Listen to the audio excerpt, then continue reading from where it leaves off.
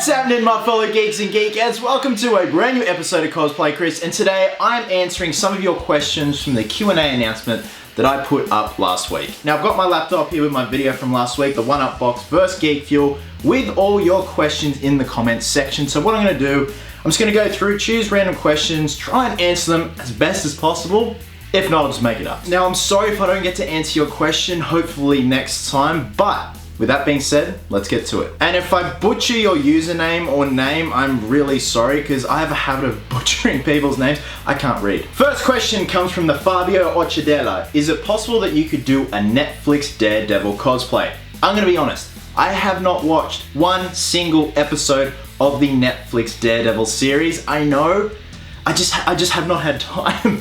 But I love the costume, I love the suit, I love the look of it. It's very tactical. It's like a mix between, you know, the new Batfleck from Justice League and the old school Captain America from the first Avenger film. So look, eventually, if I do watch the series, because I have to be invested in the character, I would love to tackle that suit one day. Second question comes from Mr. Cody Mosby. Have you ever punched a kangaroo in the face? Alright, so you guys haven't seen the footage there. A couple of weeks ago it surfaced, you know, this was filmed back in June. Some guys were out hunting in Australia and this kangaroo had one of the hunter's dogs in a headlock. Now, you know, it could have snapped the dog's neck, could have choked the dog to death. Kangaroos are very violent, so, you know, the footage shows the guy running up to the kangaroo lets the dog go, and the kangaroo like gets in the staunch pose, and when kangaroos stand up, they can be up to 7 feet tall, and they are muscly as fuck. This guy then punches the kangaroo in the face. Just set our people back 1,000 years. So to answer your question, I've never punched a kangaroo in my life. I don't intend to because they're kind of cute, even though I eat kangaroo meat. But I'm just gonna live vicariously through that guy that punched the kangaroo. Josh Webb asks, how much money have you spent on YouTube/cosplays in total? Oh, dude. This is going to like the several $1,000 mark. The most expensive suit has been the Batfleck cosplay. I think all up that's been nearly 3,000 Australian dollars. And that, you know, that's taking into account pieces that I didn't end up using. You know, you got to add it all up. There are pieces that I acquired that, you know, didn't really make the cut, but still, you know, I keep them because I want them in my collection. This question comes from Batman. I really hope it is legitimately Batman. What is your favorite movie of all time? It's a tie. And this is being very biased, but it's a tie between The Dark Knight or A Nightmare on Elm Street. This question comes from Rubio. Being a buff Aussie from Sydney and all, are you a fan of Callum Von Moga? Moga. Oh, see, I don't know how to pronounce it. I know that bodybuilder. He looks exactly like Arnie. It's ridiculous. The guy is huge. So yeah, I do actually follow him on Instagram and social media and all that. I do watch some of his training videos. The guy's a freak. Seriously, you guys should Google him. He looks like a young Arnie, not just like facial features wise, but body wise too. He's got that old school kind of gladiator look going on. So yes, I'm a fan. This comes from Chris Lesner. Dude, I'm really sorry. Everyone that I butcher their name or username, I'm really sorry. Would you ever consider moving to the United States, like out in Los Angeles area, to pursue a career in building props and costumes for movies, TV shows? It seems like that would be a dream job for you. Dude, absolutely. If I had the chance to work in the United States, mostly Los Angeles. I love LA. I love the vibe of it. I love just how much opportunity there is there if you got a good head start, especially with prop building. You know, even if you just start off as a runner, just getting coffee for, you know, Jose Fernandez at Ironhead Studios. That would be the dream job. So yes, if I had the chance to move there, I would go in a heartbeat. This question comes from Jason Hunt. I did not butcher that name. That was an easy one. How did you first get into cosplay and what was your first costume you made? I got into cosplay when I was 12 or 13. Like, I've always loved dressing up. Actually, wait, I do have a photo. Stand by. Here's a photo of me I found the other day with a bowl cut, dressed as Superman. Look at that. So yeah, I started cosplaying from a very early age. My first proper costume was an Obi-Wan costume. This was when Attack of the Clones was coming out, so I got like bed sheets to make the tunic. I spray painted some gumboots we had in the garage brown, and you know, the paint's all cracking off. This next question comes from JamJam123. Hey Chris, which do you like better, Marvel or DC? Honestly, both. You know, you get the best of both worlds, whether it be Marvel or DC. When it comes to the cinematic universe, Marvel have proven themselves and they keep going. They just keep pumping out quality movies, even though they have a lot and they have got a big timeline still ahead of them. Their quality is second to none. DC, I think DC have a lot of teething problems with their cinematic universe. It's off to a rough start, but I have high hopes. In terms of the comic books, I'm a bigger DC fan. Next question comes from Ruffy Blade. What is your next cosplay project? Well, you guys saw Captain Boomerang. So I'm just gonna save a few more funds and I can finally start getting all the costume pieces together. The main ones are obviously the coat. I need to get a butcher's cutting glove and I'll be doing a tutorial on how I make his catching glove. Pirate Batman's pretty much done. You know, my mate Chris and I are just waiting to secure the Endeavour, which is the ship docked in Darling Harbour. That is like the jewel of this photo shoot. That would just be amazing to have. After that, I'd love to do a hybrid Joker, just kind of my own design, much like Pirate Batman, because designing something on your own and just creating something from nothing is just amazing. This one comes from It's Funny Guy, and this is a good one. Where do you get your background music from in your older videos like a few months ago? So the network that I'm partnered with is called Full Screen, and when you are partnered with Full Screen, you have a library of just royalty-free music that you can use. So now and then when I feel like the music's getting a little bit too stale, especially with custom collectible videos, because I know it can be quite repetitive, but I just don't want to have like no music whatsoever because it's weird. So now and then I'll just go back into the library and download a whole bunch of new stuff. And that should last me for a couple of months, and then I'll change it up and download another set. This one comes from RobDogger55. Hey, do you have any tips for someone looking to get into cosplay and get started with cosplay? My only tip is have fun with it, don't make it a chore, and just enjoy every single minute of it, because you're creating something from start to finish, and it's the best feeling in the world when you can look back on and be like, I did that from nothing. I started that from nothing. This one comes from Pulse Rifle Gaming. If Joker fights Batman and Superman wins, how much Vegemite should I put on my toast? That is a very interesting question.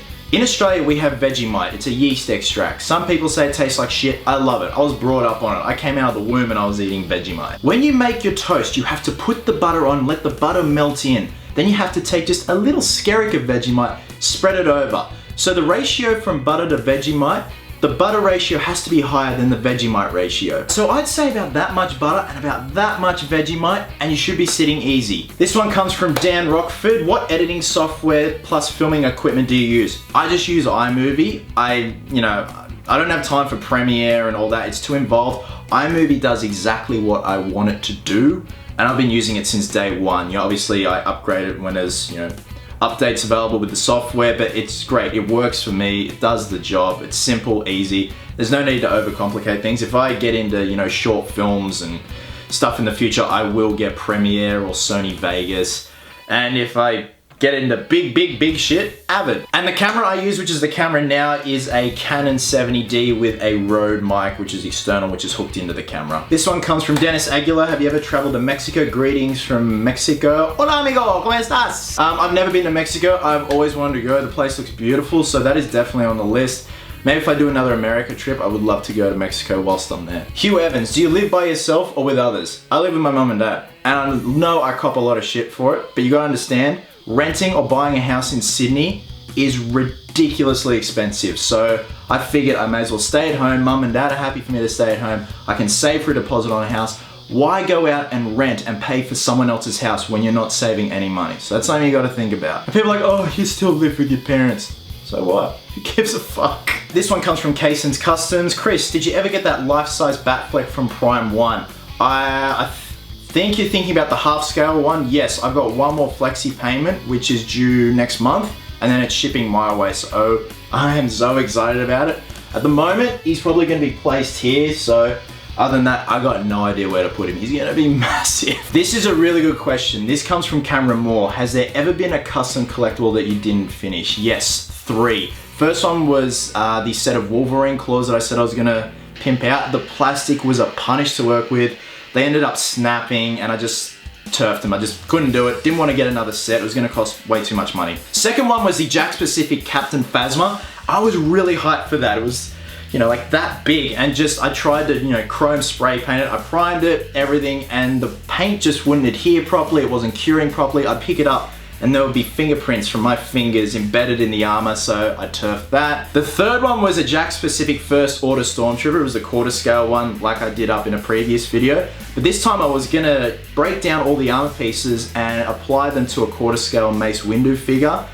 and I had it watched on eBay. It was going to be like 70 bucks. I'm like, this is pretty good. You know, you can make this Stormtrooper pose, it will be great. So I went to buy the figure. It was long gone. I haven't found them ever since. I have, but they're over 100 bucks, and it's not worthwhile at the moment. Maybe down the track I would like to tackle that again. I actually do have Phasma and the Stormtrooper in a box in the garage, all in pieces, so maybe one day I will revisit it, but for now, he's got to move forward. This one comes from the Bricky Boy. Will you make foam cosplay since they're cheaper to make? I am actually going to be doing a foam cosplay, and that is for the armored Batfleck, which is hopefully going to be sometime next year. I actually do have the file for the helmet that was made by my buddy Matt. I'm then going to send that to Shapeways, who printed that Batfleck cowl, mold that, so that'll be done. Then it's time to move on to the armor. Matt has also created the armor, and he's got to break it down into templates so you can trace it out onto the foam. That'll be a big build, but it's going to be interesting because this is the first time I've properly made a foam cosplay, and some people have nailed it with the foam cosplays. They make armor that looks heavy and rustic and metallic. It looks beautiful. Beautiful. This one comes from Starlight G. What is your dream cosplay? My dream cosplay is to have the perfect bat suit, but have it be comfortable. Just keep you cool, and it has working gadgets.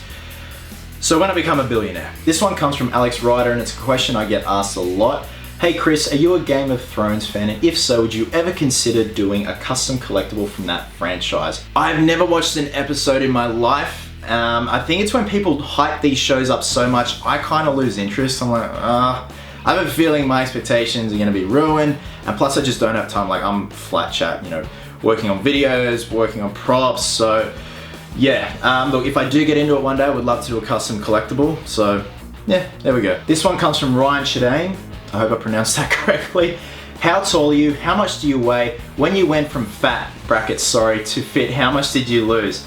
I'm 5'9". A lot of people have a problem with that, especially when you cosplay as Batman, but fuck them. At the moment, I weigh about 77, 78 kilos. And when I went from fat to skinny, I lost 25 kilos.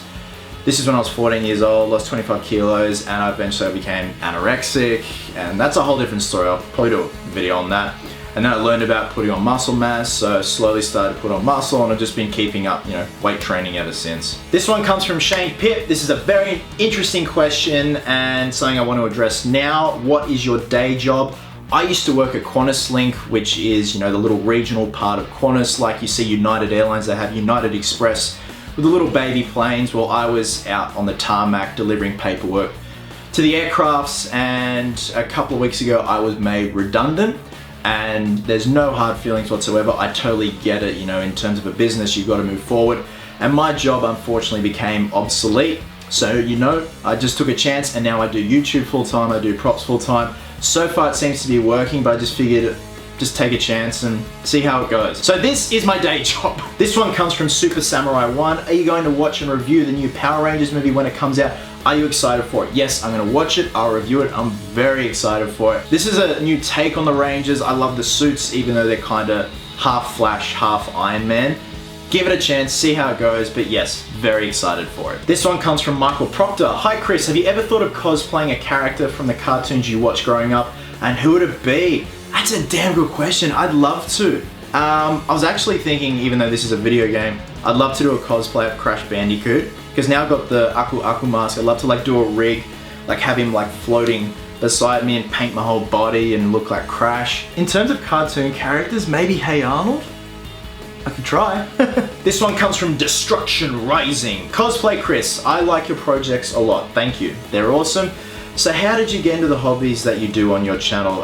Dude, if you're talking about custom collectibles, I'd be walking through like Toys R Us, Big W, Target. I'd see these, you know, amazing looking figures, you know, with great form and potential, but the paint job would just shit, and you know, you think to yourself, I can, you know, put light up eyes, I can put light up features, all in armor or whatever it was. So I thought, I saw the Hulkbuster, I thought I'll give that a go, test the waters, and the response was overwhelming.